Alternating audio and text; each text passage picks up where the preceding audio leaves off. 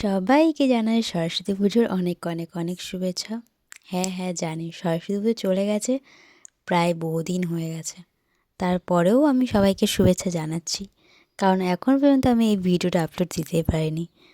মানে এডিট করবো করে করে করে আর করাই হয়নি। এতদিন ধরে ফেলে রেখে দিয়েছি, আর ফোনের স্টোরেজ পুরো ফুল। তাই ভাবলাম যে ভিডিওগুলো ডিলিট না করে এটা স্মৃতি হিসেবে একটা ভিডিও আপলোড করাই যেতে পারে। তো চলো বেশি না বকে শুরু করি। সরস্বতী পুজোর দিন সকালবেলা ঘুম থেকে উঠে আগে স্নান করে নিয়েছি হলুদ মেখে। তারপরে এই যে পুজোর কাজ জানোই তো, প্রথমেই আমার যেটা সবথেকে বেশি ইম্পর্টেন্ট সেটা মনে হয়, মানে সবথেকে গুরুত্বপূর্ণ যে কাজ সেটা হলো আমার আলপনা দেওয়া। তো সেটাই আমি আলপনা দিয়ে দিয়েছি। এবার কিন্তু একটু অন্যরকম করেছি আলপনাটা, কেমন হয়েছে জানিও কিন্তু। তারপরে এই যে বড় মা আর আমি দুজনে মিলে পুজোর কাজে হাত লাগিয়ে দিয়েছি। বড় মা ফল টল কেটে দিয়েছিল, আমি ব্যাকগ্রাউন্ড ঠাকুর যেখানে বসবে তার ব্যাকগ্রাউন্ড সাজিয়েছি। তারপরে এই যে ফলগুলোতে 5 রকম ফল যেটা থাকে ওগুলোতে সিঁদুরে ফোঁটা দিয়েছি, ঘরটা সাজিয়েছি। তারপর আমাকে বলে বলে দিয়েছে। আর এই যে পিছনে কাকি বিছানাটা গুছাচ্ছিলো, দেরি হয়ে গেছিলো।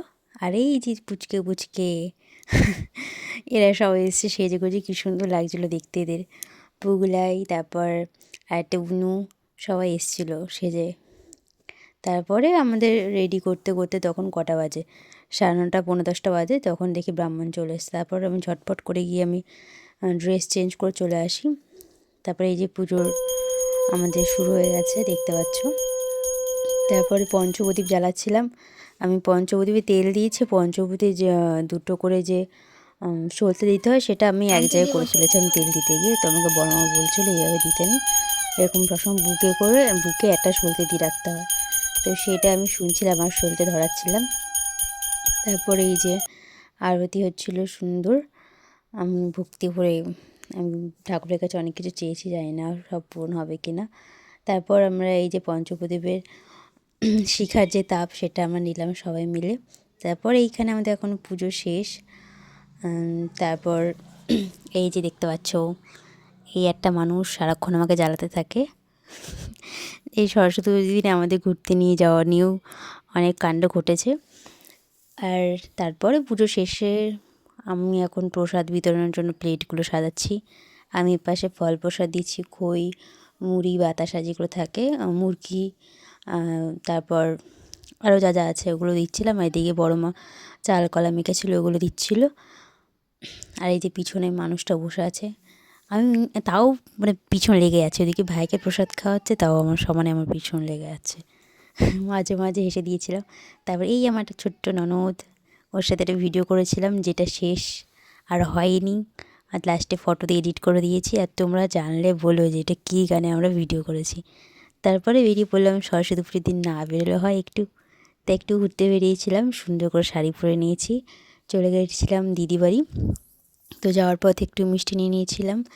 গিয়ে দেখি দিদিবাড়িতে সুন্দর পুজো হয়েছিল, কী সুন্দর লাগছে প্রতিমাটা দেখতে। তারপর এই যে 2 ভাই বোন দুপাশে বসেছে, একজন আমার পাশে বসেছে, একজন ওই মাথায় বসেছে, দুজন মিলে গল্প করছে। দিদির মুখটা ওরকম লাগছে ঠিকই, কিন্তু দিদি বেশি ভালো মজার গল্প করছিল তখন। আর এই যে দিদির শাশুড়ি, তারপর গল্প ওদের দুজন মিলে করলো। আমরা বেশিক্ষণ বসিনি, চলে এসেছিলাম। এই যে আমাদের মিষ্টি ইমন, ও কী সুন্দর লাগছিলো শাড়ি পরে ওকে। তারপর আমরা দুজন মিলে বেরিয়ে পড়লাম। আর চলো আমার ফাইনাল লুকটা তোমাদের দেখাই। এই যে এরকম লেগেছিলো আমি শাড়ি পরার পর। তো তোমাদের কেমন লাগলো জানিও। বাড়িতে এসে দেখি খিচুড়ি প্রসাদ হয়েছিল, খিচুড়ি, বাঁধাকপির তরকারি আর বেগুনি। এই যে আমার দিদি এসেছিলো, তারপর আমার দিদির মেয়ে, আমার মা, সবাই এসেছিলো। আর যে পুগলাই রাত্রেবেলা ওর প্রোগ্রাম ছিল, তো সেখানে সেজেছিলো। তো আজকে ভিডিও দিয়ে তোমাদের সাথে দেখা হচ্ছে নেক্সট ভিডিওতে। আর কেমন লাগলো ভিডিও অবশ্যই জানিও, সরস্বতী পুজোর ব্লগ। তো টাটা।